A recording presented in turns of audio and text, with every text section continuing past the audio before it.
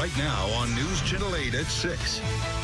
I don't think it's right, you know. They should relocate us. There was an amount of money put away for people to be relocated.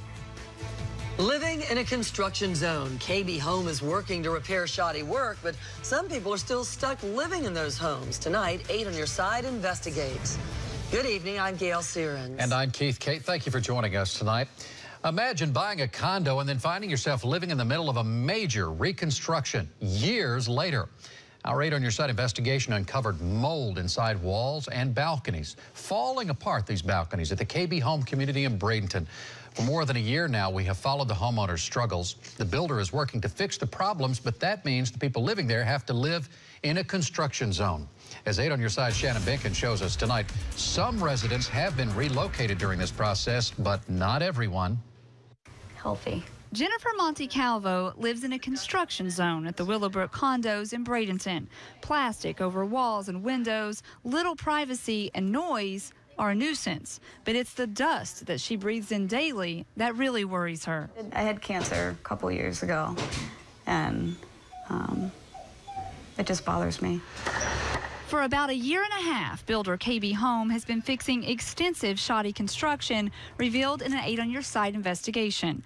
Residents told us they have complained for years about mold, rickety balconies, water leaking in around windows. KB initially did Band-Aid repairs and downplayed the problems. Now, after immense public pressure and amid a Florida Attorney General investigation, KB Home is spending millions to tear out moldy wood and rebuild the right way. And while residents are happy something is happening now, living here during the construction is less than ideal.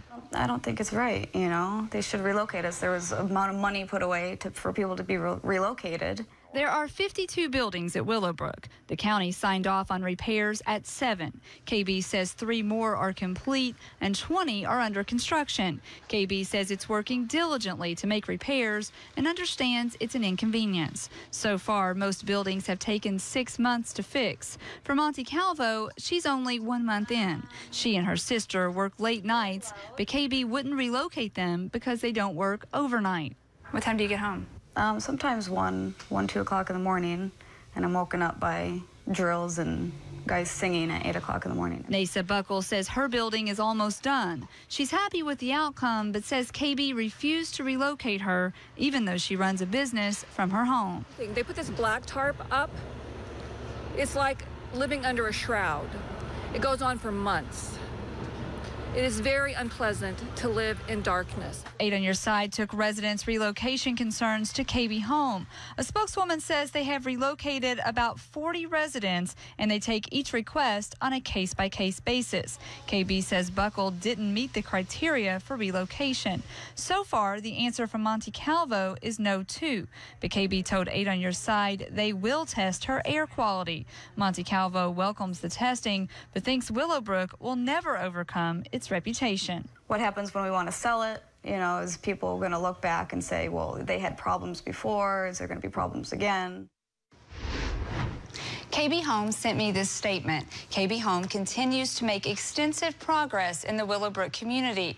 We work with each homeowner individually regarding relocation requests and their unique circumstances that would qualify for temporary relocation, such as working a 3rd shift. We appreciate the homeowners' continued patience during this repair process and are working diligently to complete them.